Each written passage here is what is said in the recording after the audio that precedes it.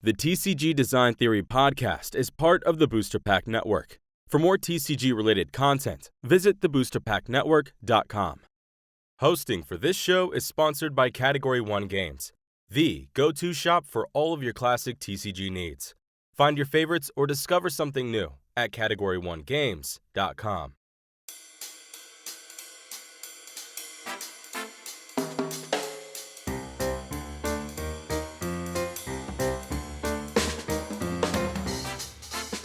Hey everybody, welcome to the TCG Design Theory podcast. My name is Jay, and today I have Joey Senart, who is a marketing expert and content creator over at the Decks and Drafts YouTube channel.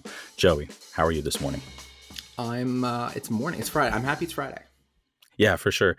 And I just want to give a shout out to Joey for being able to do this interview at 7 a.m. I know it's not an easy ask. Yeah, let's start. Away, so I got to practice. I got to practice being up. For sure. So first thing is, how did you get into the trading card game space? What was your introduction? Yeah, actually, that's actually going to blend very nicely into our topic for the day. So because it's through some solid grassroots. So back in the old days, when I was a kid in second grade, there was a hobby day. So like, as kids, maybe you don't quite know, like you don't know getting into a hobby or something like that. So they allowed like a bunch of different people who loved the daylights out of hobbies to come in and show off different ones. So like 30 different options. And one of them was actually somebody who was aligned with Wizards of the Coast, who came out and ran we have a card game. You should check this out if you're like a little gamer kid. And I was a little gamer kid growing up in the Atari. So yeah, so I went to that little experience, and that got me into Magic the Gathering, and which has its own funny little story because it was Louisiana, so I lived on the Bible Belt during the Satanic. Well, this was right before the Satanic Panic, but that didn't help. So anyway, yeah, so I got into Magic in Louisiana in the 90s, right before Satanic Panic, but televangelism stuff was on the rise. So that's kind of how that happened. So I wound up having to throw all of those cards away. And we're like an alpha and beta. Like we're in the sweet spot of things that would have paid my college. For sure. So I had to throw those away, and I had to switch over, and I ended up switching over to Star Wars because my parents never saw Star Wars, apparently. Didn't realize that it's not much better. Right. But yeah, straight up grassroots just showed up. I was like, you should try out card games. I'm like, all right. Yeah, I feel like a lot of people's story kind of, involves, I got into Magic and then I found everything else, or, one of the other big three, of course. Yeah, I was enjoying. I didn't have an issue with Magic. Like it was really fun to have like do all the art and all that kind of stuff. And then you get into things like Unholy Strength, like Unholy for me it was Unholy Strength. That was the card. That was the only one my parents needed to see, and they're like, no, because it's got like the big pentagram on the back. My parents were like, no, Jesus doesn't like that. I'm like, God murdered everybody. Yeah, so we can't have that in our household. Why is this bad? I've actually heard some stories like that where, people kind of got into Magic and it was, it was a lot of new accessible fantasy art, which can, spread across multiple different topics and things like that. And so, of course, you get, the swamp and, the black cards and all that artwork. And people were get just into like demonic tutor. Yeah, and right. Stuff like that. And, there weren't really limits. As there wasn't really a lot of like, just make whatever, draw whatever, make it look cool. So you got plenty of skulls and you got plenty of ritual looking things. And not to mention like the swamp icon is a skull itself. So, oh yeah. So all these things didn't help. Right. Yeah. Must have been interesting from a product marketing perspective if you're trying to reach out to people in that area, especially kids and younger audiences, having to deal with parents and some of the other institutions. But oh God, especially when it comes to that. Well, actually, I've got a Yu-Gi-Oh focused story, but I'll do that one a little bit later regarding, because that one's another one that involved a parent that didn't quite understand, and then suddenly she did. But I'll get into that one in a bit. Absolutely, because I love Yu-Gi-Oh stories. They're always very positive or very negative. This one was very negative that turned very. Actually, you know what? I'll say it now. Actually, there's no reason not to. This was a very negative one that turned very positive. So also back in the day, I don't know if a lot of people know this, but Wizard of the Coast had retail stores. Mm-hmm. So you can find them in malls and whatnot. They all closed down like 2003. They didn't they it was a game shop. They didn't make the downturn of 2001 of 9/11. But I was running or I was helping kind of do like league play nights. Because I was a I was older. I was like 18, 19. So it was good for me to, I can just kind of like hang out and like, hey, a bunch of kids were like learning Yu-Gi-Oh. So I was like, yeah, I've got you, because it's a mall store. They only have one person on staff, and you're asking a bunch of kids to come in and play games also. Like, no, so I was like, hey, I'll help you run these things. There was one specific day where a kid was kind of. It's also great babysitting. That's the other benefit to these things. So mom's going shopping. The kid comes, kids hanging out and playing Yu-Gi-Oh for a couple hours. Mom comes back, and kid goes up to her and and is like, hey, can you get me some packs? Can I get a pack of Yu-Gi-Oh? And she looks at the price of these things, which at the time I think were $249, either $249 or $349. I forgot which one. But she looks at the cost of them and sees that it's nine pieces of cardboard. That's all she was able to see in her head was 9 pieces of cardboard. She's like, why am I, like, you seem to be fine. Like, why am I paying this much for nothing to her? And they kind of stormed off in what like a 9-ish-year-old huff would be. And he went back to go like finish his game and go play a little bit more. And I stood and I kind of watched that. And I went over to the lady, and I was like, hey, you should, and I didn't say it like snarky, but it's the only way I can have this come across, because I don't remember the exact conversation. I was like, hey, check out what your kid's doing for a sec. Like, take a look at it, because your kid came in. I don't know him, because I've been running these for a while. It's like he's interacting with people who he's never seen before. He's doing math, reading, critical thinking, logic, strategizing, risk analysis. He's doing all of these life skills that as adults we take this stuff for granted when we play games, because it's just, we don't really think about it. But when you're looking at like the development of a child, and you're thinking about, he's like trying to figure out like, what should I do here? And okay, I hit you for 3,000 damage, and you've got, he was 1,600, so that's 1,400. Like, these are great things as a kid to be developing.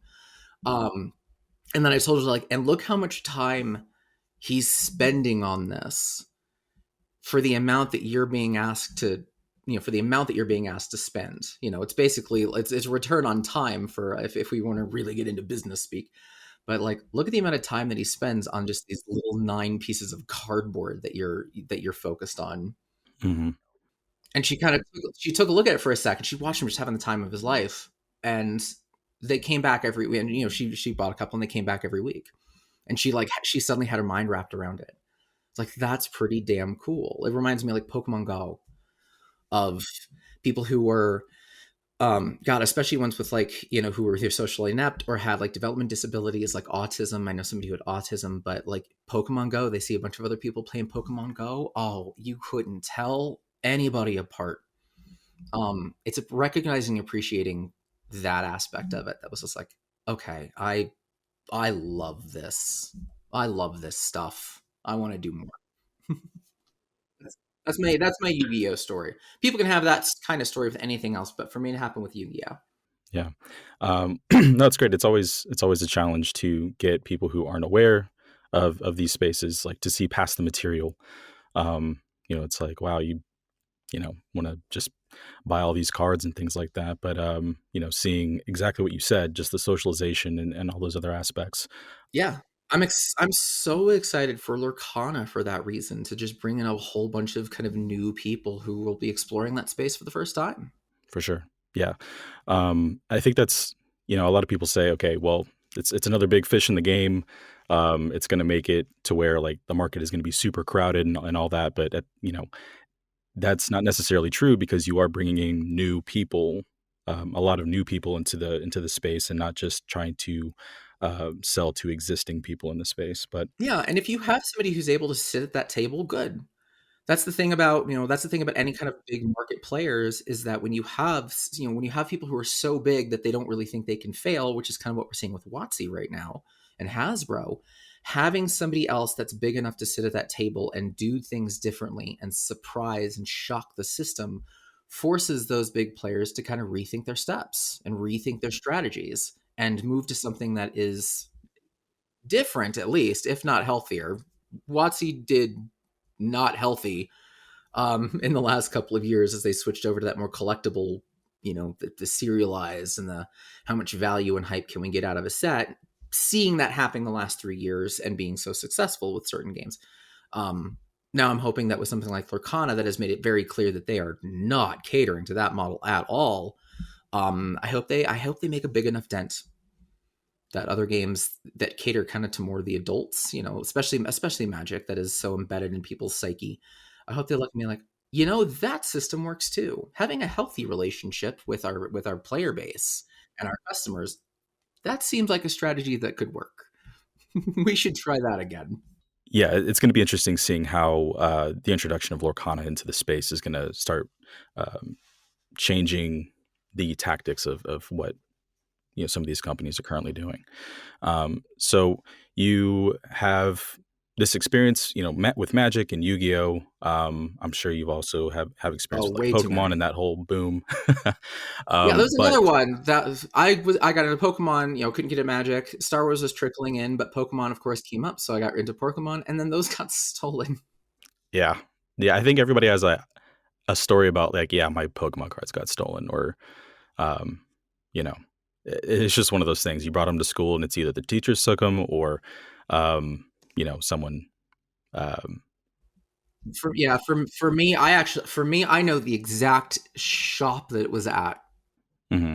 I thought you were about to say I know the exact person. I'm like, all right, let's call them out. I wish, I wish, because their first edition Charizard. I had I don't know why I had a Charizard Beedrill deck because I'm not good at games. As long as you're having fun.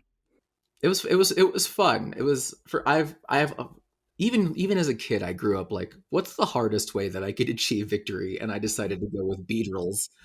I decided to go with two evolution, 3 evolutions, and one that is pointless at Evo 2 with Kakuna. That's an interesting one, because in the game it was always just this grind, and I can imagine in the card game it's like, all right, well, let's try to move this along. So yeah, you are also like your profession is marketing. Now, when you got into marketing, did you get into it from the perspective of like tabletop game design and things like that, or was it kind of general marketing and then it kind of shifted towards this passion side of things? I got into marketing on accident. And so two things. The first one, and this is going to sound real weird now, was I was an incredibly shy kid. Here I am with the channel. Incredibly shy kid. But I carried kind of all the way through college. So I did a lot of retail stuff. I actually went to school for graphic design. That's my actual degree. But I went for a bachelor's degree, and it's actually been really helpful in understanding other elements of the TCG space, because I had to take like production classes and post-production and pre-production. So like understanding the big, large manufacturing process is something that was I had to live through horror stories. I did like the hard stuff where you actually have to like map out the film. Like this is before digital stuff. So if you wanted to do like a foiling technique, you're literally markering black lines over your plates, and oh man, it was a mess. But anyway, also one of those that we had a marketing class. It's another healthy direction from graphic design, is to start looking at like, hey, let's look at print ads and digital ads, and let's get you thinking that direction. Also, and the other way is like web design, and there's a lot of graphic design fits in a lot of places. So I took a marketing class, which I just loved.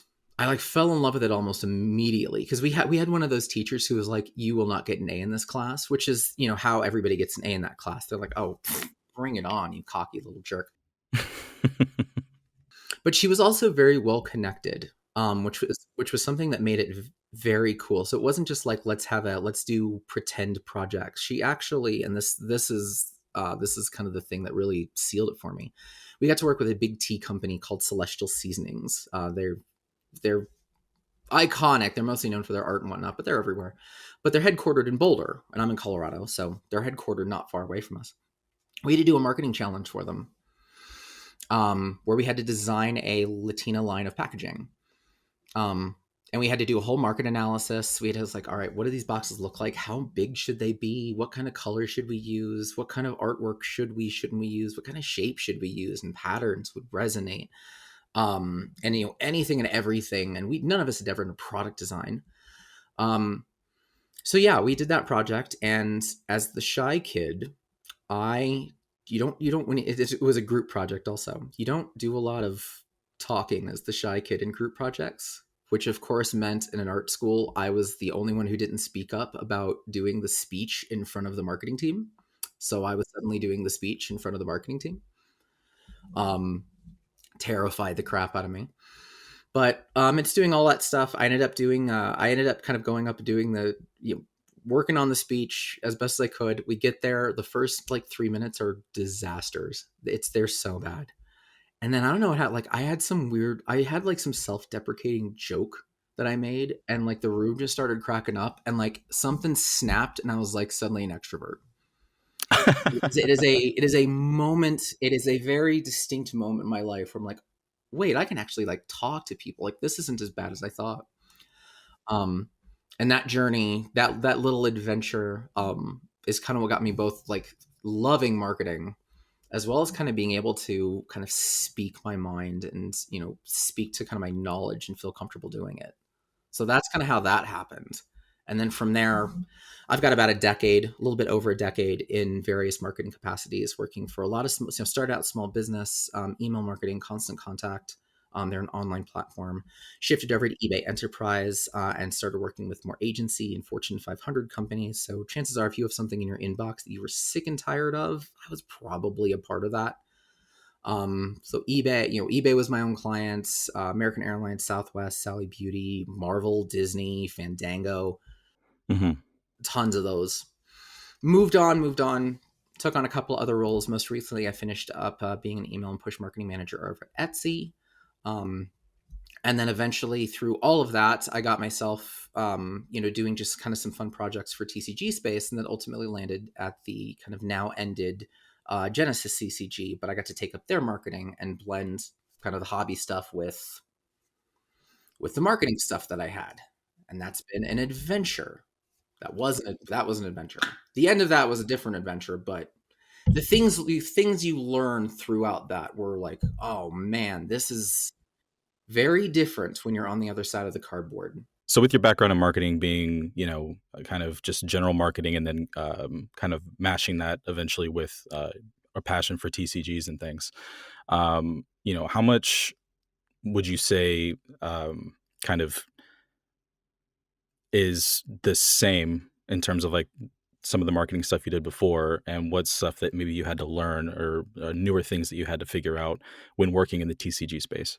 I think that's kind of a funny question, because when you it's like meeting it's like the idea of meeting your heroes. Like never meet your heroes.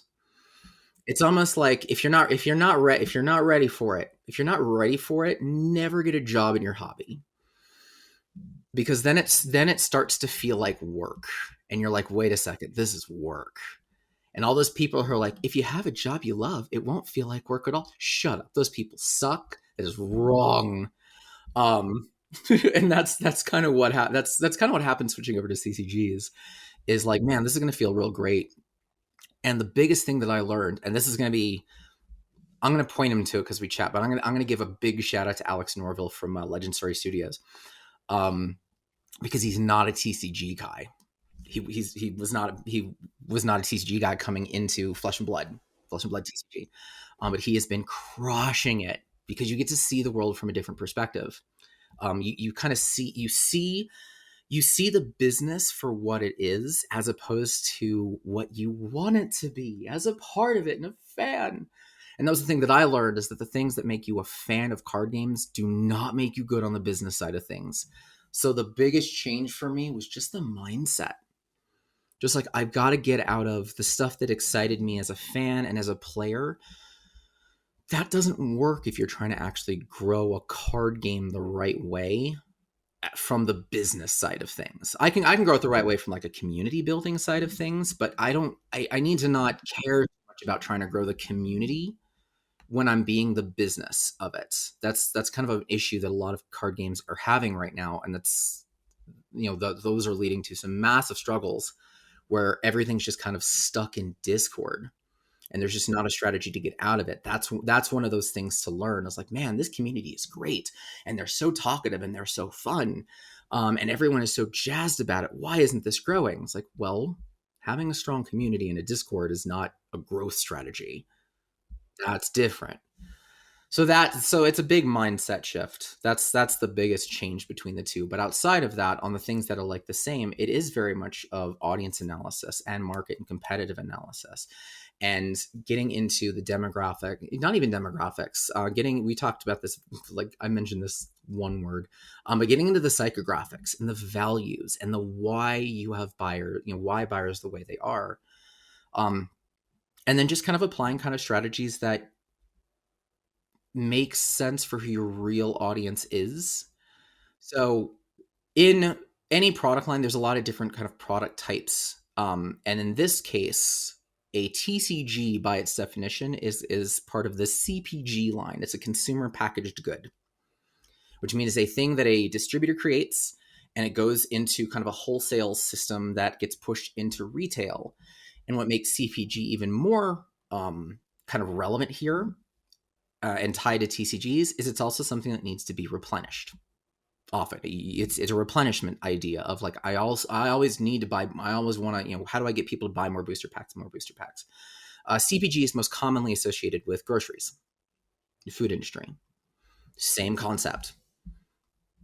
Manufacturer goes through a wholesale system, gets in your supermarket, people show up, needs to be replenished.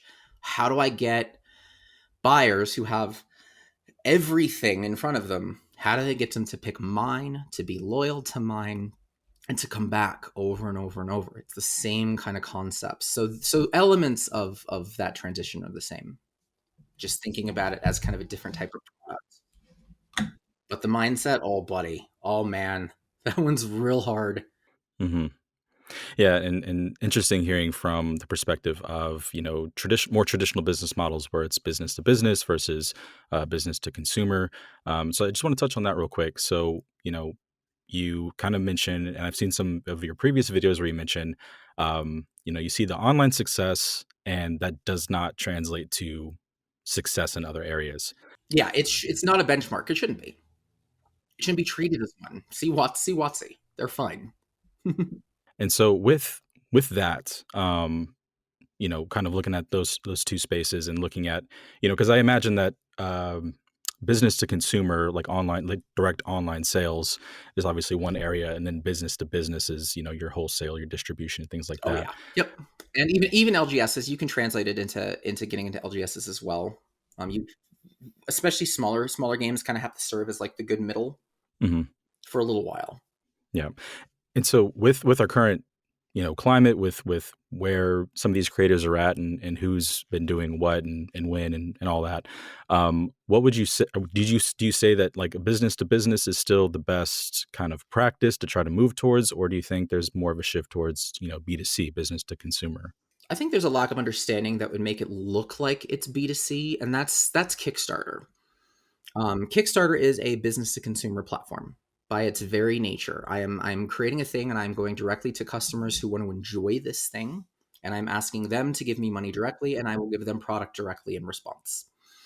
It's B2C, and that's one of those kind of shell shocks that come in after the fact when you have these games that get hundreds of thousands of dollars, and then that community that bought into it, you realize that wait, they're not exactly salesmen. I need to have an actual strategy myself, me alone, to go out into distro and into other partners, local game stores, and have a plan that actually caters to their needs. Coming in and saying, "Hey, we did $900,000, $100, $1 million on Kickstarter," that's not going to set that doesn't get anybody to just say, "Awesome, we're going to buy the daylights out of this." That isn't the case. I don't. Can we name drop games on this? I don't know if you feel that's taboo. Yeah, no, absolutely. I just want you to speak your mind. So Yeah, if you guys want to yell at me, you can yell at me, dexanddraft@gmail.com. Turn the pitchforks at me. Um, I think there's two really big ones. I'm not going to go one of the obvious ones. It's kind of a little bit. They're a little bit of a different story. Medici is a little bit of a different story, but I'm going to point you to Akora and Nostalgics. Those two are very wild, very interesting stories where they had wildly successful Kickstarters. Nostalgics was in like the $900,000. Didn't have a business-to-business strategy. Just leveraged that online community being the thing that was going to push them forward and into stores and in everything else. And there was just they're nowhere. They're nowhere to be found, and they're still kind of in like the direct seller mode. Because it just somehow kind of got lost in translation. Akora was another one that leaned very heavily on the fact that they were able to get some Channel Fireball presence. Again, they actually had two Kickstarters. The first one was kind of like a kind of a proof of concept kind of Kickstarter, and then the second one did pretty well. I don't remember what the exact number for Akora was, but they got some good acclaim in Channel Fireball. And again, in the vein of internet's not a benchmark of success, they took that and said, "Wow, if we're getting that kind of recognition, we should be great. Everybody should know us. We should have no problem getting saying, hey, we got featured on Channel Fireball. They print 30,000 boxes and they cannot sell. They didn't. It died on arrival." And there was no like organized play, and there was no kind of like LGS support system to take that and actually carry that to those stores who don't care that the internet is excited. That doesn't bring them money. That doesn't bring the store money. They care about like, how are you going to get me product churn, and how are you going to support me, and how are you going to make this so that way, what do you have in place so that way I don't have to spend all of my time. I don't spend all of my time learning this product and teaching my stuff and finding a community and bringing them back. Like I don't have that time. yeah, make it as easy as possible for them to for you make it as easy as possible to bring people into the store for them without them putting in much effort. Yeah, you ramp up the product knowledge from that perspective of this is what I'm doing for you. This is what you need to do as a store. This is everything you need to do, like a learn to play event or an open house. We've even created the assets. So all you have to do is just pop a name, pop names and dates on it. Like the easier you can make it, the more likely those stores are going to be interested in at least trying it out, at least getting it on the shelf for a moment to see if they can get a community. But if you don't have those types of things, there are so many other products out there. There are better things to take up that shelf space. And if you don't appreciate that, you're going to pay for it. And you'll pay for that in the form of, not really being able to have any decent distro options either. Like distro is going to get their hands on this thing, which they did. And then they're going to see that, well, we can't sell this to like LGSs aren't buying this. This is the MetaZoo problem is great start. Well, they had the big upswing from like a value perspective, and they became the rage. We're able to get huge in a distro.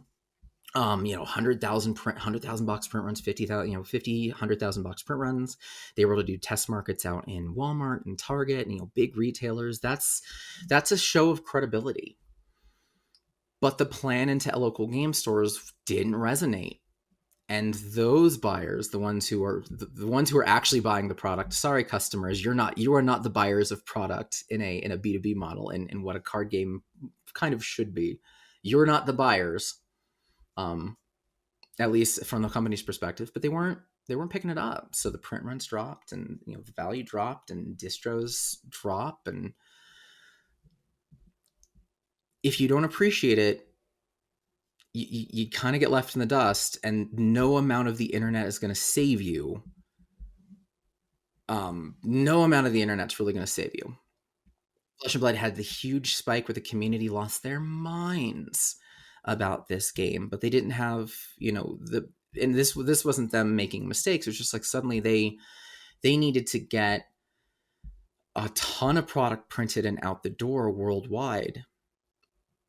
If the community really helped a lot. I take a little credit for that because I had a learn to play kit. I had a bulk deck kit, but a lot of other people made like bulk decks and passed them around and gave the world an opportunity to really try this game and enjoy it as players, despite the value being all the way up here. But you take that to a game that was just interested in like value and didn't have that core community, that player base that was willing to be like boots on the ground outside of the internet. Let's get in, let's play in person, let's focus on that. You don't have that, and then you have a company that's like, yeah, it's going to take like 3 months before we can get anybody any product anymore. No, you don't survive that. You don't come back from that. And you definitely don't have any like stores or distro that have any interest in, like, your market is leaving you. They've had nothing to do for a while. Why do you think I'm going to be interested in that? Mhm. It's interesting to hear because you have um, at different levels you have creators and people running essentially a business, thinking that at these different levels of this perceived success, whether it's a Kickstarter being successful or getting into distro for the first time, but the idea is obviously to push product. Yeah, I've been calling it the temper tantrum era. Right. Is the idea that a game can be perceived as successful despite not actually being proven on the shelf. That's kind of what we've been having. But now we've got accountability. Now we've got data to see how well that's been working. And now we actually even have the partnerships and relationships that distro has had with TCGs starting to take a little bit more shape. And you're getting those big companies saying, all right, we've seen how TCGs have been acting.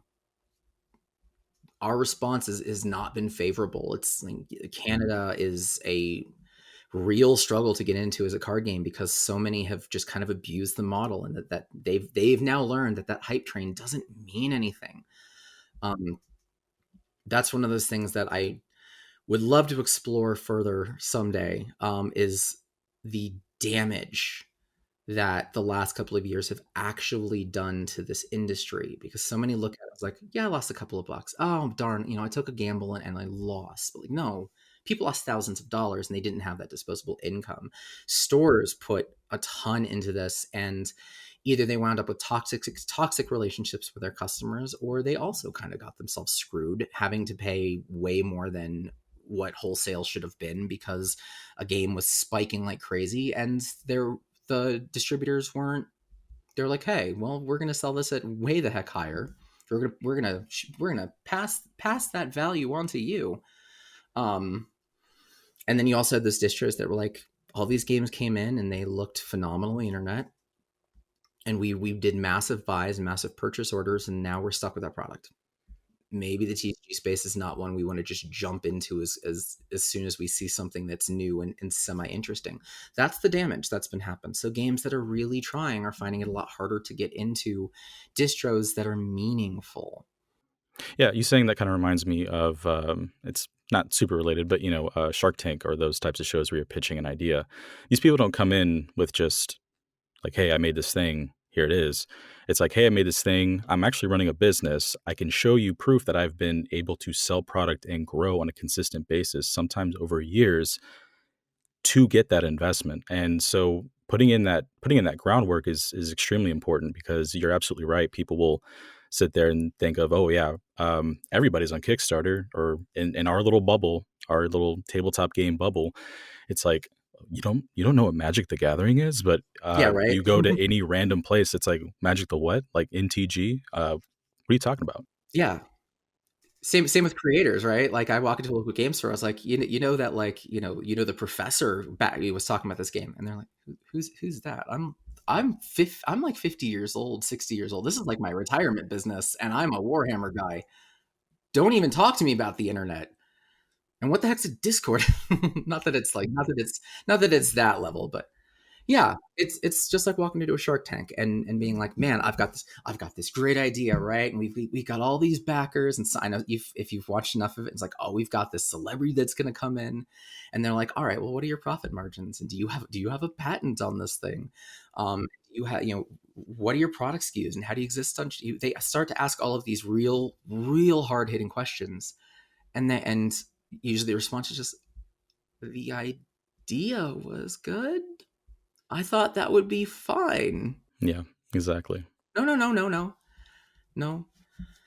On the odd flip side of that, another one of those disasters of 2010s, to again kind of semi-related, But I also kind of compare it to the Groupon and Living Social disasters, and the issues that those created, where you had, this incredible, like, we have this is the problem with acquisition strategies, is if you don't think about your scale, if you don't think about like scalability, you run into problems. In the case of Groupon Living Social, it was the reverse. So for context, for you youngins, um, Groupon and Living Social were basically, they were the early days of crowdfunding before Kickstarter. But instead of crowdfunding an entire product, you crowdfunded deals. So, if X number of people, I just realized how closely those connected. Holy crap. If wow. If like X number of people or X number of dollars bought into like a 50% off coupon, then that 50% off coupon would be active. And you would have like local businesses using it to try to get traffic into their stores. And they would offer these insane discounts that were just like well below cost. And that's fine in like little short spurts, right? And in retail, if you've ever worked retail, we call them loss leaders. They're like the little things that they lose a little bit of money, but they're designed to get you into the shop to buy a lot more things that will make that money back. You didn't have that with Groupon. You just had like, hey, 50% off like a dozen muffins or something like that. And 300 people would suddenly, would buy into it. And they'd be like, wow, look at all that money the store got. And the store would realize that's 300 orders where we lose money on. And we don't have the logistics for this to actually fulfill all those orders. So not only are we losing money, but we're screwing up our customer relationships. And companies would go under to the nth degree because of things like that, because they didn't appreciate the next stages of that process of, I got you in the door, I got you excited, but also I actually need to make money off of you. And I need to make sure that logistically this is a relationship that works. And the investment I made this time actually pays off going forward, not just got me into the door this one time. That's another one of those like connections that a lot of game creators nowadays, they get real locked in. I got XYZ partnership and content creator, and those are great awareness type of things, but they bet the farm on it.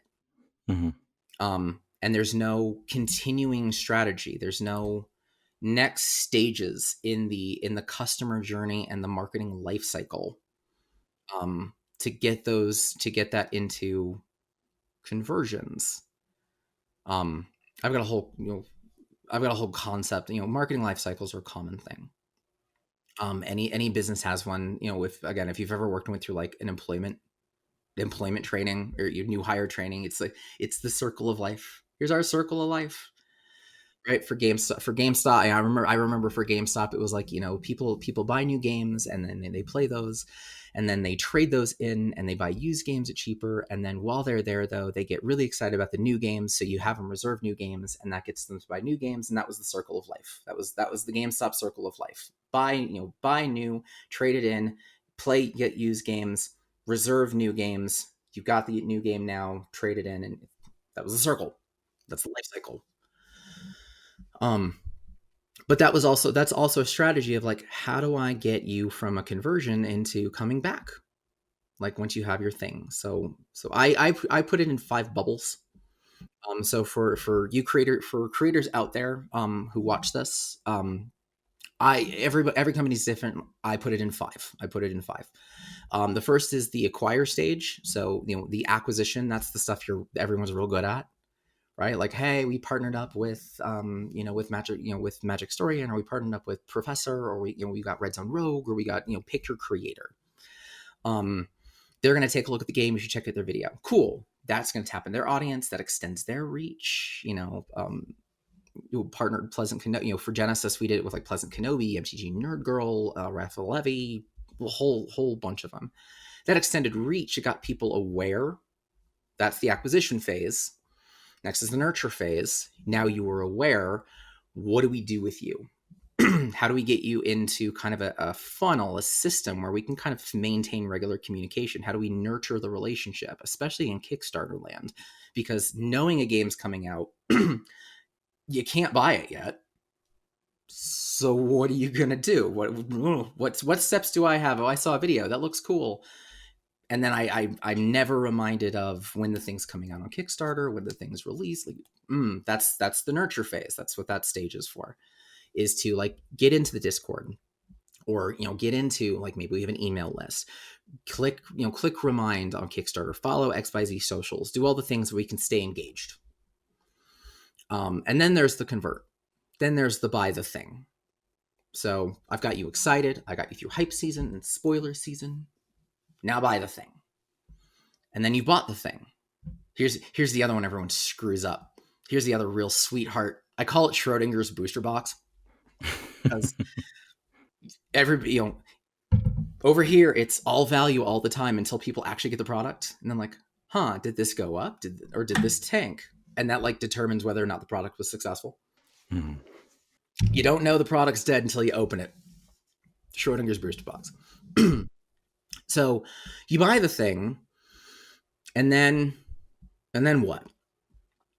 And that's where it also kind of falls like, hey, everybody bought this, cool, yay. And then the creators just kind of assume that that's it now. That the customer community is just going to go off and build the business on their own. Never works that way. I've got my product. I don't need to do any more.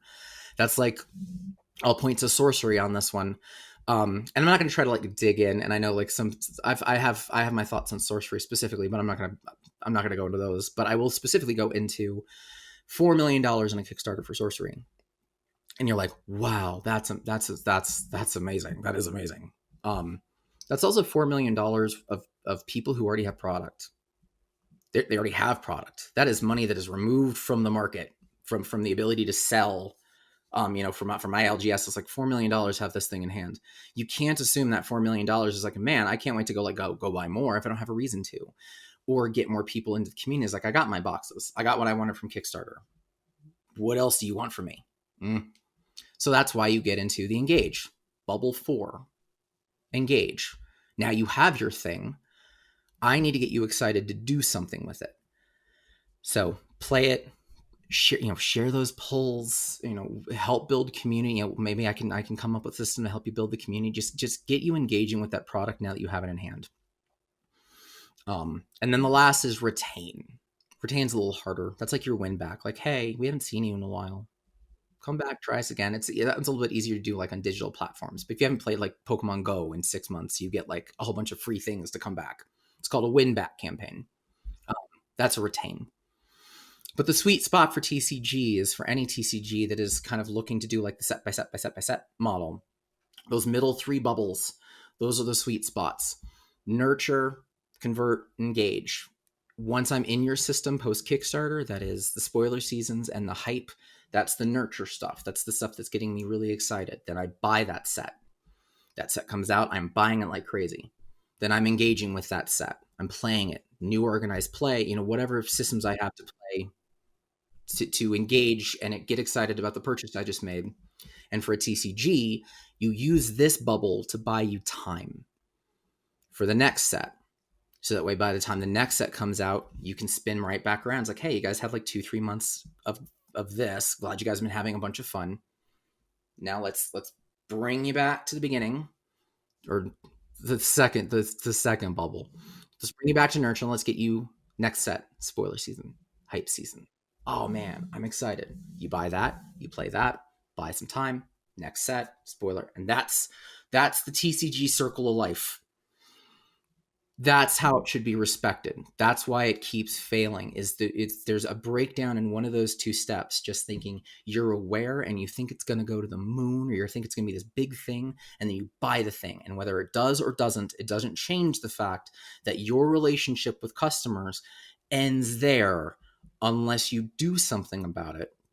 And if you don't, you're not going to businesses afterwards, because they're going to be like, well, how do I get this product to keep churning? How do I get people into, how do I get people in? That's nurture and engagement. If you haven't touched those things, stores don't have the time to do that for you. And they're definitely not going to do it on a gamble. Mm-hmm.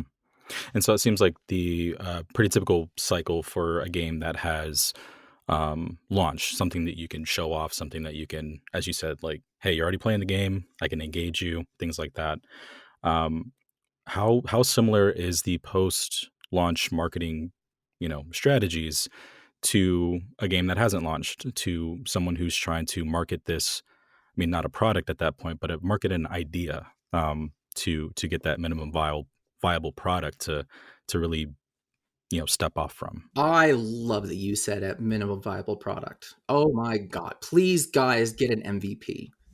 Please, game creators out there, don't, if you're, be okay having gameplay without it having look like the most gorgeous thing imaginable. Do not do an AMA of gameplay and say, because this happened, and say, we couldn't print everything because we're still waiting for like the foils to get, like we didn't have all the cards printed. I'm like, show me Word doc, show me a word cutout. Show me like conceptual, like Grand Archive did this with, they put out just like conceptual art things, but they put out like the words on paper. Awesome. So if you're playing into that kind of, I don't have a product to sell, but I need to sell you on the idea, you gotta lean into that nurture phase. You gotta figure out how, and actually I gotta kind of strip the whole, like, you're kind of operating on a different life cycle at this point also. Because you are also looking at things like engagements, and without getting too meta, like convert also doesn't mean like buying the product. Conversion can be, I need to get people to follow, get the reminder on Kickstarter. And in doing so, that's a conversion. Or I need them to come into Discord. That's a conversion. Basically having a customer perform a call to action, that's a conversion. And then from there, it's, how do I get people engaged? So, hey, you know about my game. How do I get you into a channel? Follow, we got an email list, Discord. I really don't like, I hate Discord as an acquisition strategy. Like, man, I know people like Facebook's old, but you can tag stores in Facebook. You can't do that in Discord. Appreciate the social media engines where you can tag people, and it's not a proactive effort to go in. Discord's all proactive. Discord's not social media. They're not. It's a chat room. It's a communication hub. So it's neat to have a clubhouse. And you can definitely build a very loyal community, and in many cases an unfortunately toxically loyal community.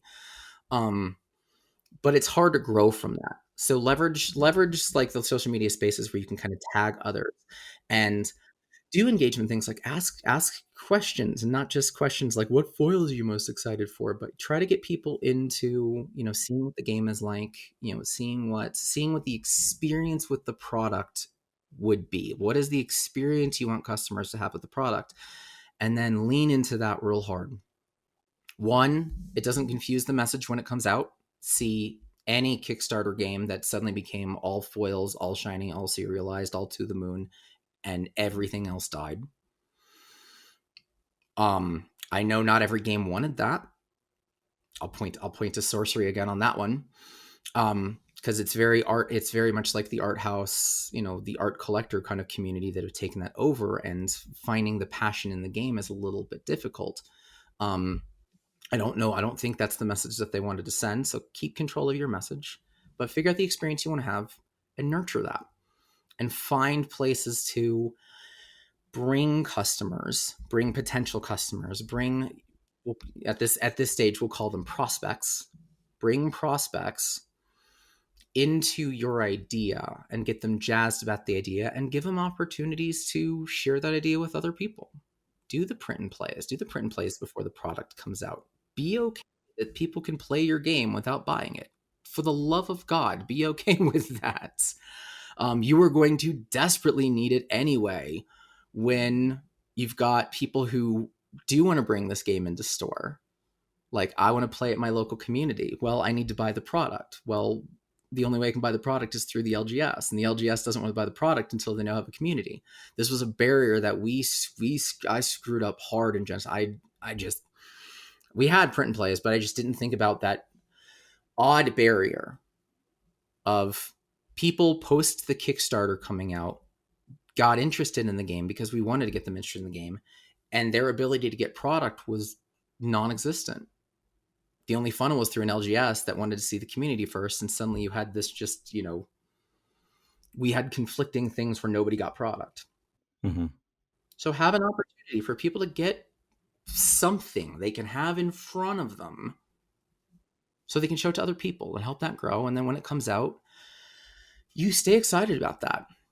And then have a channel, have a system that turns those fans, those online internet community fans, not into salespeople per se, but into like community champions that kind of bring that on its own. That was like what Flesh and Blood did. Like learn to plays and bulk decks, and that's not them being salespeople. That's them saying, I want to play in person. People showed up and the LJS said, yeah, okay, we're good. This will make money now. Right. And that's one of the big draws to tabletop gaming, whether it's TCGs or otherwise, is that tactile, physical in-person experience, that you're not going to get with, your tabletop simulator kind of. I mean, those are all great ways to teach the game and spread your game. But, as you said, even not just print and plays, but even the ability for people to, get access to cards that are a little bit just simpler than your typical print and play. Just something that you can get in people's hands, give them a guide on how to make a print and play deck, how to sleeve some, bicycle brand cards with, that. And so people aren't sitting there with a bunch of, poorly cut paper. Make up the docs, make up the documents for them, put the, oh God, you would graphics that you would think I would remember, like the cut lines. Yeah, for sure. The cut, yeah. There's an official term, I don't know what they are, but like put guides, make that clear. Mm-hmm. Exactly. Make a black and white friendly version. For the love of God, make a black and white friendly version. With that, because I know print and play is a big part of a lot of Kickstarter campaigns and crowdfunding campaigns of like, hey, you can play this game now and see if you even want to back it. I know that's a huge part of it. But speaking on kind of Kickstarter and crowdfunding and that, that shift from, one marketing strategy to the other, where you're, pre-launch versus post-launch. I understand that there's a lot of companies out there that you would think don't necessarily need to use a crowdfunding platform to fund the next set, but they do so anyway from a marketing perspective. So what's your opinion on using a crowdfunding platform from the perspective of marketing specifically? It's real risky. It's real risky, especially if you have the money to fund. Yeah. My advice to anybody who does that, and honestly, my advice to anybody who does the crowdfunding thing anyway, which I guess the things that we've kind of learned, the things we've learned from Kickstarter are actually almost a benefit here. But to anybody who's kind of looking to go for the crowdfunding route, or who is, just finishing it up, have your B2B plan, have it down, have a conversation, have that conversation kind of set, create like a deck, create a, maybe like a multi-touch communication strategy. So the common one is like, hey, hey fans, refer a local game store, get us in touch with them. Know what that first conversation looks like. Know how you want to introduce yourself and your game, and don't say everything. Oh my God, don't do that. Just be like, hey, a fan reached out, said they would love to play it in your store. I would love to share a little bit about what we do, and then just end that conversation there. Maybe like a quick snippet of who you are, and then go into, this is the game, and this is what we're about. And if you think we're about making, if you're thinking that should be like, this is the fun and look at all the great mechanics, you've missed the point. Stores don't care. They don't care. They're going to be more interested in, what's the experience that you can bring to their shop? What kind of game are you? Add some adjectives to this. Like, hey, we're for Genesis, it was a tactical game, or like we're kind of a hero identity game, or a resource building game, or we're family friendly, or, what is the audience that you want to bring in that a store can look at and be like, that's my audience. That is my audience. Those are people who come in regularly. We are very competitive. I've got a whole bunch of competitive people, or we're a very, we love just the casual and the kind of laugh out loud experiences. Perfect. My shop's all Commander.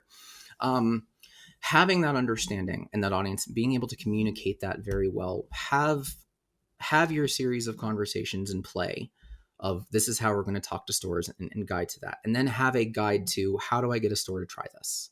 And how do I get that, what's the stage to get the store not to just, I'm going to buy all the boxes. No, they're not. No, they're not. Have you seen like the Lorcana wholesale prices? No, they're not.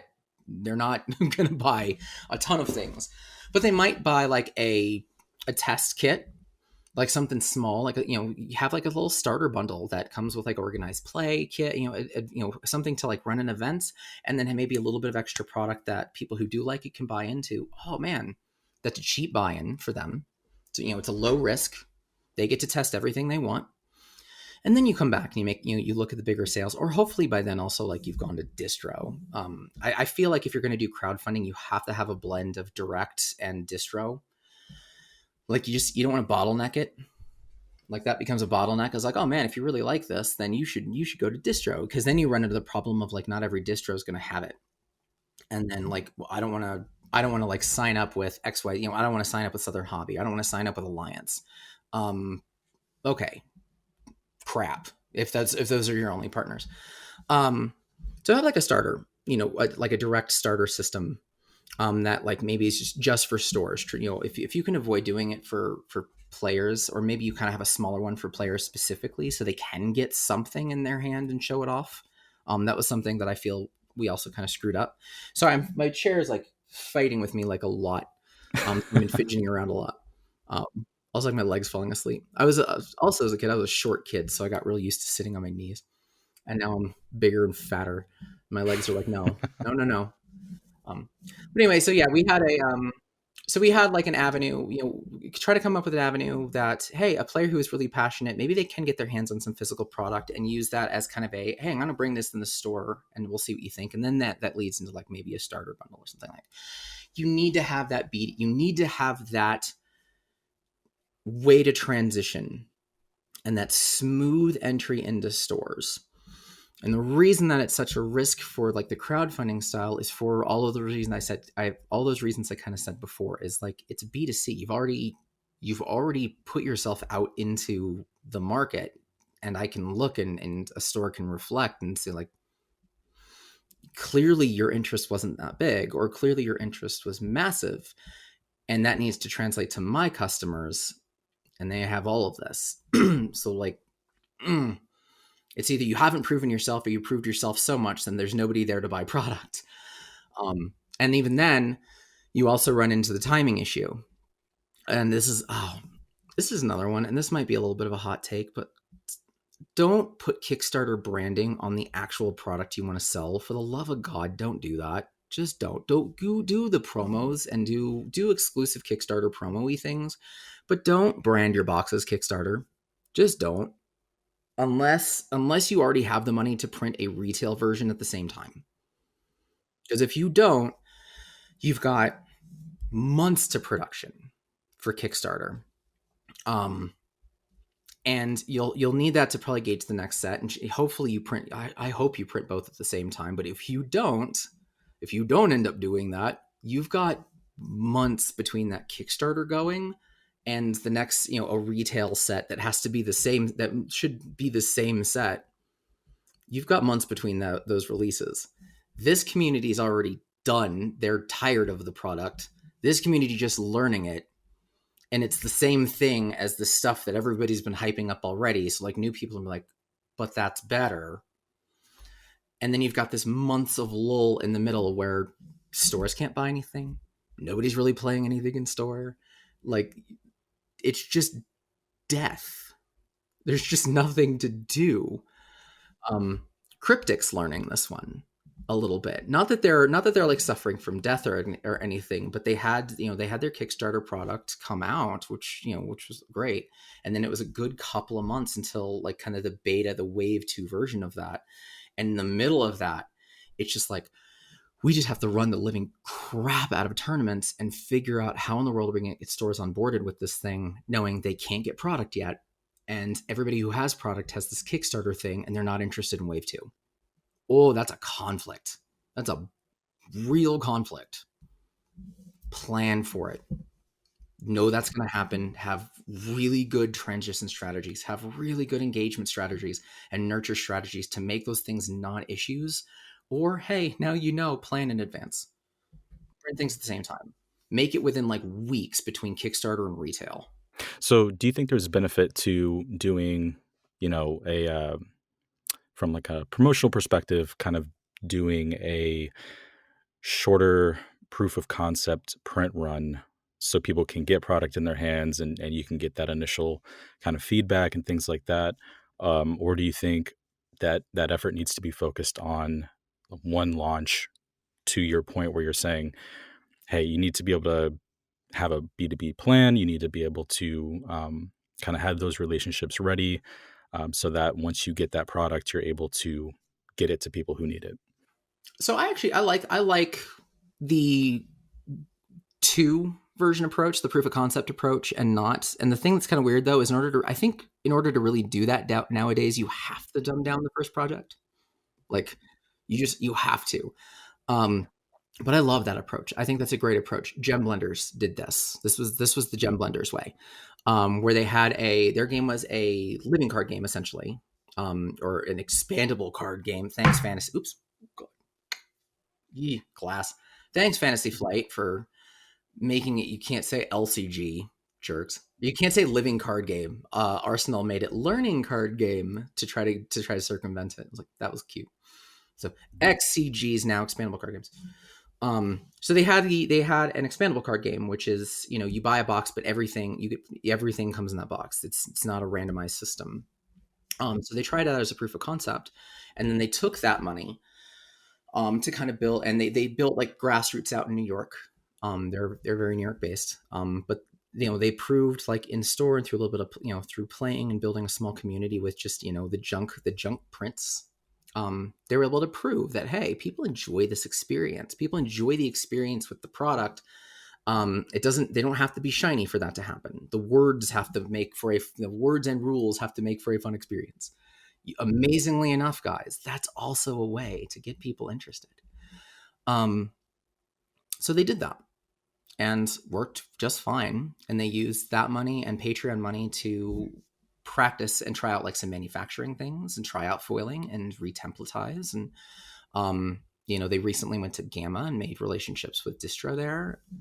And then they came back and they just literally like 2-3 days ago concluded their Kickstarter, which was a solid one, like 50, 70,000.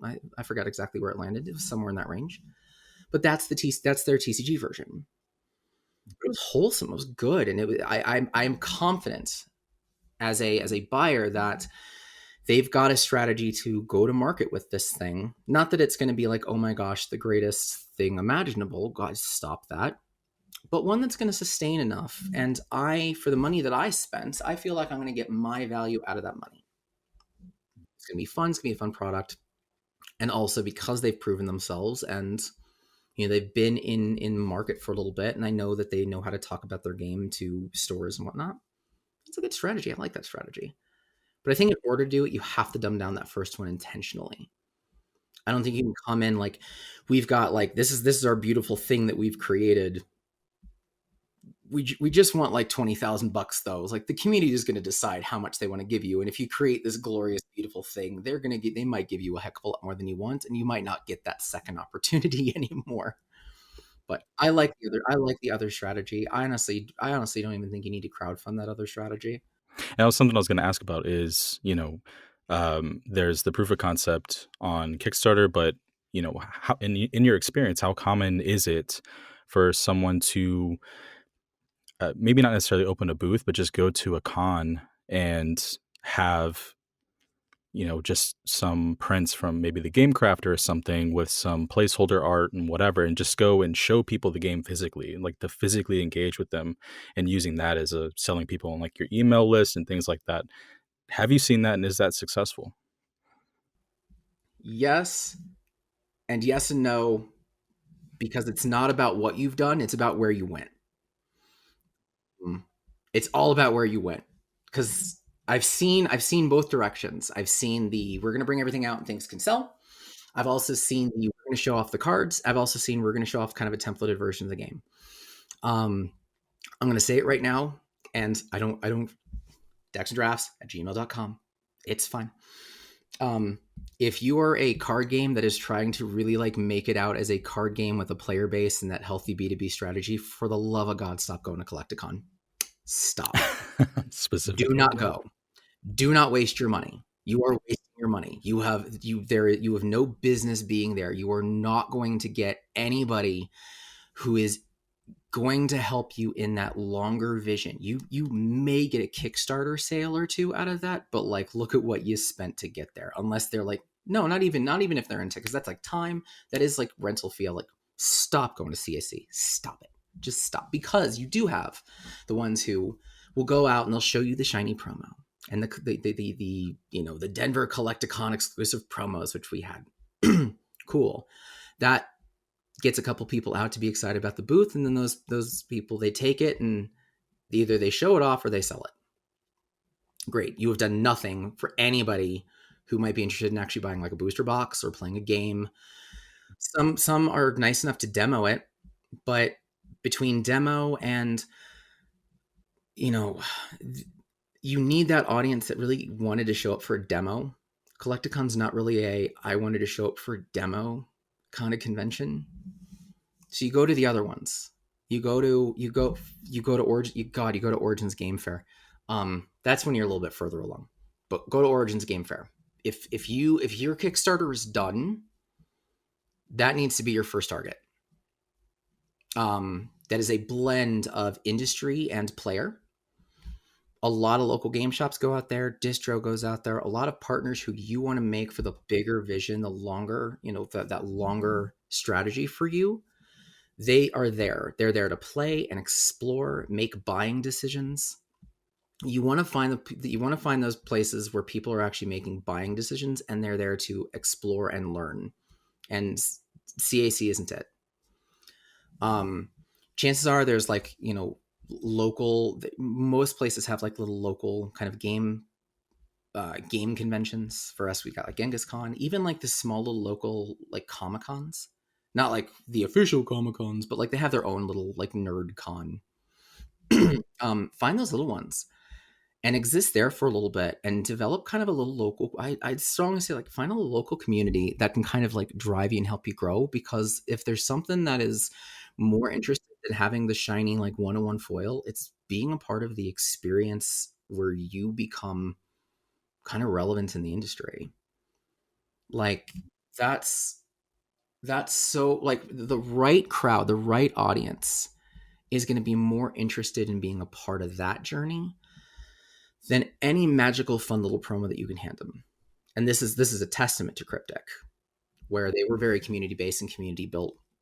But they really got that community engaged. So when that thing launched and it did as well as it did, and then those boxes came in, those people who had that emotional investment, oh man, they ride that train hard. That's the thing you really need. You need that emotional investment. You're not going to get that at a Collecticon. You're going to get the shiny investment.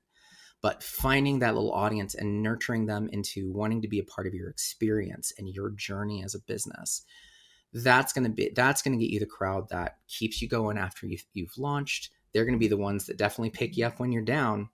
And they're going to be the ones that are excited to help you get into stores and do the things that might, take a little bit of work on the fans' end, on their end. That's what you want.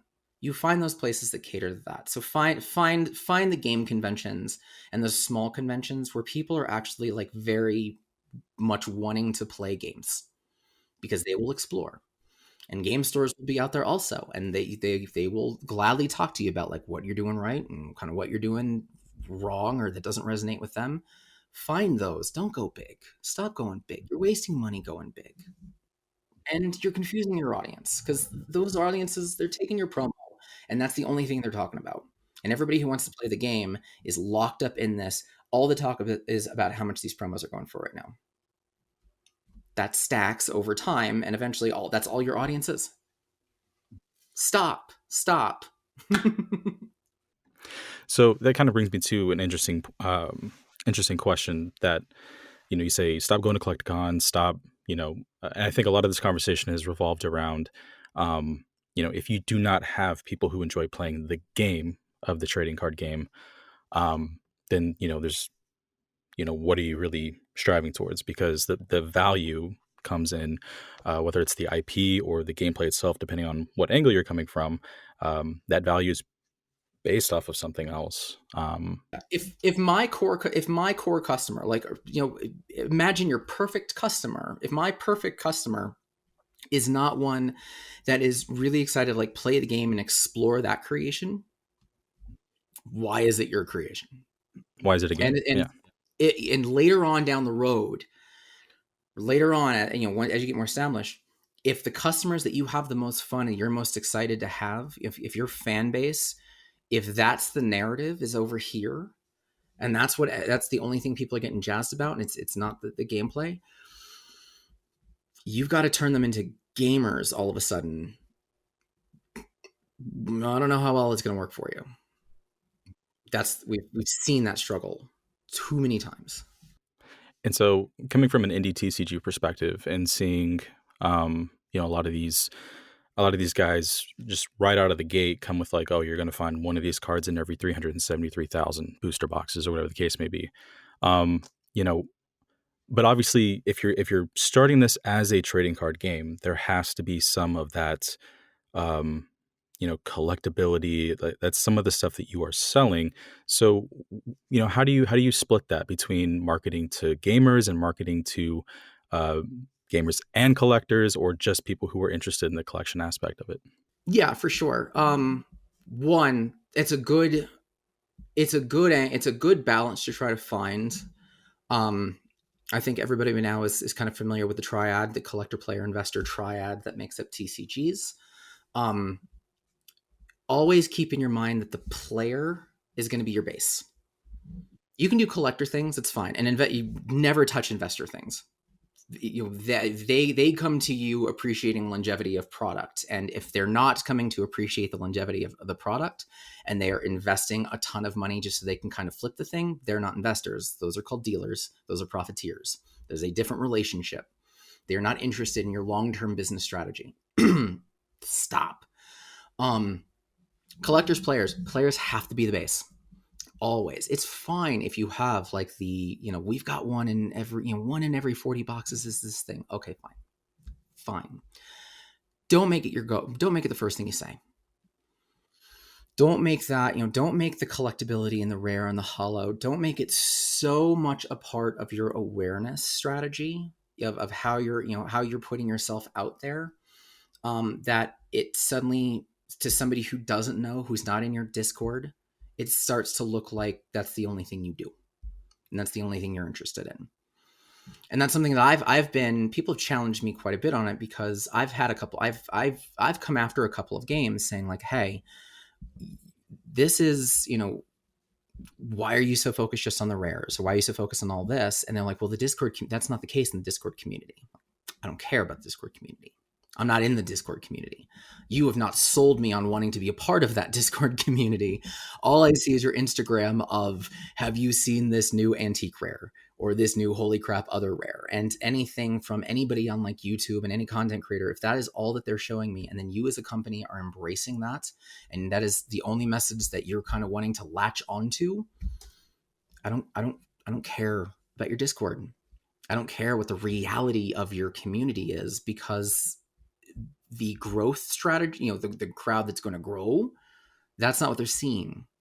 They got to be, sold into that. It's almost like a bait and switch. Like, you've baited me with shiny things. Like, oh wait, oh crap, these are players. That's not what I wanted. That should be maybe the other way around.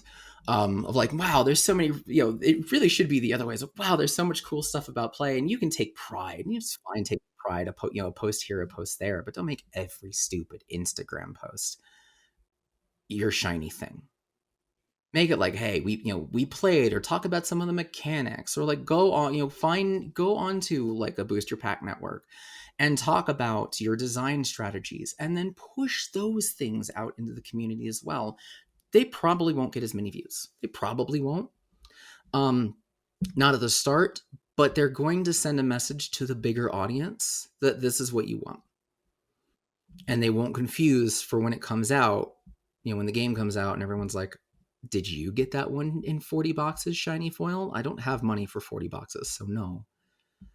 And nobody wants to play anything with the one box that I was able to afford. So I guess I'm just irrelevant. I don't know why I wasted money on this. And I'm definitely not going to do it again. So they're not going to come back. I'm definitely not going to help you grow. So there's no product churn. There's no desire to build a community that gets into a store that cares also about those things. That's my advice. It's okay to enjoy collectability. God, don't make it your first line. Don't make it the top. Don't make it.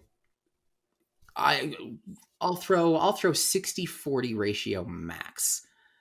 40% collectability madness. 60% of it should be anything else. Doesn't have to be like gameplay or anything. Just talk about production process, or hell, you know what? Talk about other games. Talk, just not like so that way you can go sus on them and treat them like crap, but like, hey, as a creator, do you play other games? And like, what are you playing with other games? And be okay with that. Be okay appreciating you're not the only person to do this. Go play Magic if go play Magic if you have Magic. Do it and talk about it and embrace and do that as a creator. Show that you are interested in the industry that you are about to be a part of and that you're taking it seriously. That doesn't just require you to say, like, I'm it, this is me. You can do so much more than that. And it's fine. It's fine.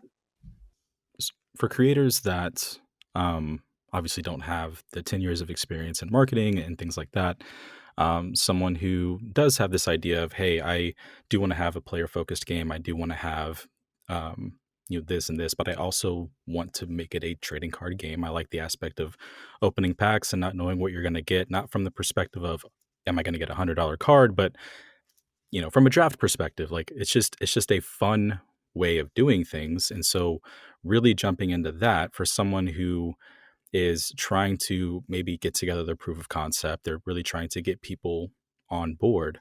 What are some simple marketing strategies that you would, suggest to them? Sure. So first off, appreciate product design a lot more than we're going to randomly put some stuff into a pack and one or two of those cards could be really spicy. Your product design needs to be a lot better than that. You should think about product versatility. Not to say you have to have a draft and a sealed experience. You shouldn't, but you should also appreciate how much harder it's going to be for things like product churn. If you don't have something like that, like everybody's already bought their boxes in a set, like now what? If I can't use that product to hold events, that's going to be a little bit of a struggle. But also think about those events. That was something I got slapped in the face so hard at the end of Genesis, and it took me realizing that the model was really good to realize why it kind of sucked to not have something spicy in the pack. Because I very much kind of grew into it should be about the play first, and like the fun and the spice shouldn't be required. Like the game should be able to stand on its own, and I was so wrong about that. I own that I was wrong about that. But it's not because of the buying experience. It's because the event and organized play experience that I didn't actually connect those dots. Because we'd had a lot of people who really enjoyed they had enjoyed playing Genesis, and they loved the game. A lot of people really liked the game, but they would not commit the time to actually an event because the prize support just wasn't interesting. It just wasn't. Like a promo here and there. Eventually you have all those. And getting pack support. Well, if there's nothing fun in the pack, I don't really care about the packs. Who cares? Like who wants their bonus structure at like their at their Safeway to be, hey, you did such a great job this year. Here's some Milky Way. No. I'm already engaged enough with the product. I don't want more of that as the benefit to me. Give me something interesting. Give me that thrill of maybe being able to make some of my money back on something that's excited, or give me that pride of ownership. Give me a different feeling from events and from my rewards with this product other than I get more product. I don't care. I already have I invested enough to have the product. I don't necessarily need more. I want that thrill. So appreciate that as part of your product design. And appreciate that if you aren't, think about how is a business, a local game store, going to use this product, as well as, oh, for the love of God. And I'll get into actual marketing strategies in a sec, but these are other pitfalls. How the heck is the thing going to be shown? How much shelf space do you need? Grimpath already knows. He already knows. Because we chat, because he's a kind of a miniatures based kind of TCG, and he's got like little minis. Like, cool. You need to appreciate how that looks on the shelf, which the closest thing is HeroClix. That's a lot of space. You can only get like 3 or 4 boxes on a peg. That's a lot of space. I dug into a little bit on like Back Alley Mages was another one. Cool products, cool looking, shiny foils and whatnot. The game relies on like a lot of different colored dice, a lot of different colored pips on those dice. What does the store need to buy in order for somebody to play that game? And how much of it do they need to buy? And how much space does that take? That's a lot of dice. It's a lot of dice. And most stores sell a lot of dice already. You need to have a strategy for this. How do you build your product design around what does somebody need to buy and what does the store need to buy and how much space do they need to show it off? And then what's that initial buy-in for somebody? I don't want to spend $80 just to buy into a game. No. Appreciate those things. And then when it comes to your marketing strategies, your easy marketing strategies, one, appreciate all of your audiences, not just your internet. Stop. Stop. The internet's fine. You get those viewers and get the fans, but that's one. That community of, consumers, that's one market. But also, if you do want to be that long-standing business, if you do want to be the one that tries to get into source, if that is your business model, it doesn't always have to be. Distro doesn't always have to be your business model. But if that is, you need to know the business side and come up with a strategy for like, how do I talk to them? And just learn. What do they care about? What are the different things they care about? And talk to a couple and figure out the language that they, maybe your local community would appreciate. And have like a quick go-to-market 60-second elevator pitch if you got them on the phone to say like, this is the experience I want to bring to your store, and have a good line of this is the experience I want to create in your store. Not all my players are having so much fun and everybody who is already in my system loves this. They don't care. They're not in your system. I can't go to them. Like I can't, hey, you guys want to fly out to Loveland, Colorado? Thing. So have good verbiage and have a way to demonstrate the experience you want to create for those other types of buyers. That's going to translate well into wholesale and distro as well. Understand what the things that distro cares about. Understand that distro is a partnership and have that line of play also. How are you going to help a distro sell product to local game stores? Have that down. Have that in. And then from there, work on the nurture and engagement stuff. Work on the things that get people emotionally invested in your product for something other than how much they're about to spend. Because that's called a sunk cost. That leads to the sunk cost fallacy, where I've put so much into something and I know it's a sinking ship, but because I've put so much into it, I'm going to stay on it. Don't create that. That's a slot machine. That's the slot machine mentality. It's like, I put in $30 in the slot machine. I've won $0.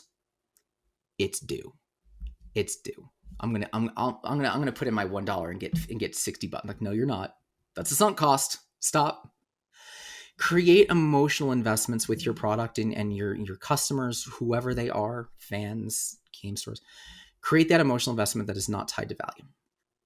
Enjoyment of the game, enjoyment of watching it grow and being a part, be it in crafting strategies and doing surveys of what do you guys want to see, and then do those things. We're trying different foiling patterns. We'd love your thoughts. Get engaged that way.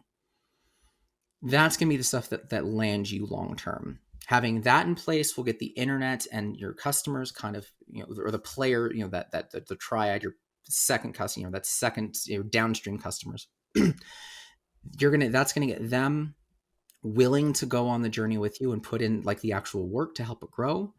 And then once they've done that, you make that easy for them, they'll get you in the doors you need to get. And then you've got that strategy already ready to go. that's a good circle of life. That's a good go to market strategy for you. Yeah. So I think the key points to touch on there were, get people excited about your game. Get people excited Even about. product. It doesn't. I don't say. I don't necessarily want to say like it's. I don't like it's game like the only game. There are collectors who don't really care about the rest. But exciting enough model. Like, how do I include them in the process? Which for most people, it's like bulk. Like you open a bunch of products that way you can have the one card. I want the other 14. Like, what can we do for you to give us that? So I'm gonna go with product. Oh, and also core offering. Don't name one name one card game that got people jazzed because they also had a comic. Shut up. Core offering. Get your core offering right. If it's the TCG, it needs to say the TCG. Don't come out and say we've got a show and we're gonna have a digital short and we have all these things, and people are like, what are you? We're an IP. You're getting on the ground floor of the IP. Stop. You haven't earned that yet. Figure out your core offering and stick to that for a little bit, and then make it a nice to have. Oh, cool. You're doing a show. Awesome. Don't open with it. So yeah, and I completely agree with that, because getting excited about the product itself, in my specific case, I look at the example of Disney Lorcana. I've seen the gameplay videos. I think it'd be an interesting game to play, but I also really like the way that those cards look. I like the way the art is done. I like the layout of the cards. And as things get released, we'll see what kind of offerings they have for, I guess, their versions of like elite trainer boxes, or those other side products.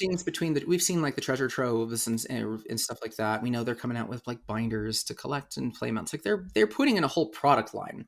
What they're not saying is that we're going to have a Lorcana TV show. Right, because that's already a thing. Because it's like, well, to be fair, it's like we're already basing this off of this huge IP that's been around for almost 100 years. So. Oh, the House of Mouse. It's a great show. But those are peripherals, not an enhanced product line. It's fine having peripherals. You should have play mats. And if you can do deck box, they have deck boxes. If you can do deck boxes and sleeves, that's fine. Those are peripherals. Given all this information, given, the marketing, how to look at marketing from, you building up your game to, okay, it's launched and I got to keep this thing going. Are there any closing thoughts on, things that creators or business owners should keep in mind to be able to have their product out there and to be successful, and to, I'm not saying you got to be around for 50 years. I know that's everybody's intention, but, you want to make it enjoyable while it lasts. And so how do we do that to, most effectively? So I'll say a couple points on it, because I don't want it to sound like such an impossible uphill battle. Something that I've learned both since I've kind of like really just been re-inspired by TCGs in the last couple of years, as well as the stuff that I learned working for one. There is a market for you. There is one. Just because Lorcana is coming out, it doesn't mean like, oh, that's the fourth one, and that's just going to dilute and saturate even more, and there's just no room for me. That is so not true. That said, maybe don't release your game on August 18th. Don't do that one. Like, use that for like timing reasons. Don't do that. But if anything, there isn't a market, there is an audience. And the way that you're going to be able to find it is not by trying to show why you're like the better or best, but by showing why you can be a good partner. Oh my gosh, the value of partnerships and showing that you've put in the work to be a good strategic partner with stores and even with players. And like, we want to build a cool experience together. You're going to get in more doors than you think. Stores, no store is looking for the next Lorcana. I'm not saying we only have room for one. There are a couple who are, and they're learning the hard way that they're alienating everybody else. And there's a couple little horror stories on that already. But Flesh and Blood has already proven that if you can create a good enough experience that people want to be a part of, they'll show up in store. And I don't need to ask a store. You're not asking a store to spend $30,000 on product. You're asking them to spend like $300-400 a set. Maybe often first like from smaller games. But you're asking for smaller commitments from stores than like a Magic or a Lorcana. They're not afraid of these things if they know that the product will sell and they can churn through it. You just have to partner with them, provide them with the product, provide them with a line to product knowledge and a good community building process that requires very little of them, that gets that product in store and helps it churn. That's it. If you can do that, you'll start small and then grow. And that's kind of what you should do. And people will appreciate you for the longevity. They'll appreciate you for being able to kind of stick to values. And the fan base will also appreciate that. And they won't feel so tied to this notion that I only matter as a fan if I was there from the beginning. Because by the time that fourth set rolls around, I hate to break it to you, you value-focused TCGs, but by the time your fourth set rolls around, these other guys over here, they're making an alpha. Alphas are worth more money. Always. Sorry. Don't care that much about you. Don't chase value. You're going to lose the race to the next guy. But focus on the partnerships, focus on the experiences. And because of that, put your efforts and energy and time and money into those opportunities that show off that experience and let you take pride in it. That's why I say like skip Collecticon, because it's not that they don't cater to it. It's that's just not the fan base that it brings out. You have to work a lot harder to get those people into kind of a funnel that's going to turn into a sale. And is that really going to be worth the money? Can you get into like a local thing where you can show off the game? Can you help other people do that? Hey, do the print and plays. I'd love to give you some rewards for demoing this to a store and sending us pictures and having that store be okay with us showing that. Can I create a reward system for getting a store to create a sale? This is something Varia just started with the Black Knight program, which is a exclusive thing where you are etched in Varia history on a card that is all yours, that also gets to get put into the organized play kits. And all it takes is getting into a store, running a couple events, and having them both order a starter kit to try it out and then reorder. If you can pull that system off, you are forever etched. But man, what a reward. And that's gotten some people kind of jazzed about it. And they're like, wait, you're asking us to be salesmen for you? It's like, yeah, but we make it very, very easy though. It's not, we want you to be salesmen, please give commission stuff. We're going to give you all of the resources that you need. You just print, you show up, you do what you love doing, which is you play and you show people things and let the rest fall into place. And we're going to reward you for that. That's an emotional investment. Focus in on those. And you will find that there is a place for you, no matter how saturated and crazy this audience, this market is. That's my advice for you.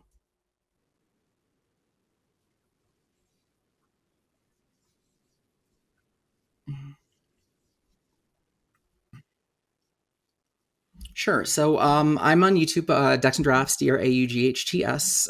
It's a blend. So the blend of me yelling lately. But I also do play games, believe it or not. So Flesh and Blood's kind of my other main. So you'll see a little bit of that in there. But I also try to bring in as many concepts as I can and try to educate and empower from the other side of the cardboard, as I've kind of put as my mission statement lately. So there's that. You can also reach out to me on Twitter, Joe_Senart, SENART. And then you can also just shoot me an email, dexanddrafts at gmail.com. Not Gmail, dexanddrafts@gmail.com. Again, DRAUGHTS. Usually really open. My mission in all of this is to really just, I want to play TCGs with my kids someday. And the way that the space has been the last couple of years, that doesn't get to happen. Not at least without me being like, sorry, kid, you have to wait because, these packs are $15. So I know that you were having your fun, but like, that needs to not be the norm. I don't want that to be the norm. So I'm really pushy and kind of aggressive on the values and the things that have worked or appear to work in this temper tantrum era. Because that just does not create a healthy relationship with a customer base that actually wants to enjoy the creation that you put hopefully a lot more time in than I can put a foily film over something or stamp it 101. So that is my mission in all of this, and I will be very, very truthful as far as like feedback and whatnot. And I'll stick to those guns, but also I do want the space to just be healthy and good and find a good blend of things. So that's my goal. If you want to chat about it, or if you're curious even about your own game of like, you know, kind of where things are at, happy to chat for a little bit and share some thoughts, share some ideas. Well, I appreciate it, Joey. I appreciate your time and all the things that we've gone over today. And, you know, like I said, if you guys haven't checked it out, go ahead and, you know, head over to Joey's channel. He's got a lot of good content there, a lot of really insightful things. And obviously with, you know, a decade of experience in marketing, just has a lot of really good advice on, you know, what to do outside from what we've already talked about in this episode. So Joey, I want to thank you again, and hope you have a great day. Yeah, you as well. Thank you so much for having me. Thanks. Cheers, everybody. All right, so that was Joey Senart, who is a marketing expert, but also a content creator over at Decks and Drafts on YouTube. So if you want to go check out his stuff, he has a lot of really cool content just about games in general, but also touches on things about marketing and things like that. So highly recommend you go check him out. And then we'll post the contact details for Joey down in the description below. But yeah, I think that was pretty solid advice on marketing and getting some really professional, solid advice on, you know, the cycles of marketing and how that is related to trading card games. And, you know, because trading card games are a business model, thinking about it from a business perspective, marketing is obviously one of those things that you have to worry about. So, but we did get into a little bit of the, you know, product management side of things, like how things look on store shelves and things like that. And I think, you know, one of the ways you can kind of look at how other games have done it in the past is by going to category1games.com. Just from browsing myself and seeing all the different kinds of games over the years that they have, it's just one of those things that, you know, gives you a really good perspective on not only the types of games that came out and the things that they tried to do from a design perspective, but also a product design perspective. You know, how do you catch the eye of someone coming into a store that you're trying to stand out from a a wall of products, and kind of seeing how they did those things with the different lines of products they have. So yeah, category1games.com definitely has a lot of those products that you're just not going to find elsewhere. And, you know, it's nice to be able to get those things and then take a look at them and, open them up if you prefer to do that, if you're looking to get into the game, and see how those things look, see how they built their booster packs, see how they built their other materials around the card game. So I think that's really valuable. But yeah, I just want to say thanks to Joey again for coming on the show. Gave a lot of really good advice about marketing. And if you want to reach out to me specifically, you can email me at j@theboosterpacknetwork.com. You can find us on social media. Our handle is at TBPN Content. And we're on Facebook, Twitter, Instagram. Or, if you want to kind of join the conversation around whether it's a show or just kind of TCGs in general, you can join us on Discord, and that link is in the description below. So once again, guys, I appreciate you coming on the show and taking a listen, and hope you have a great rest of your day. Thanks.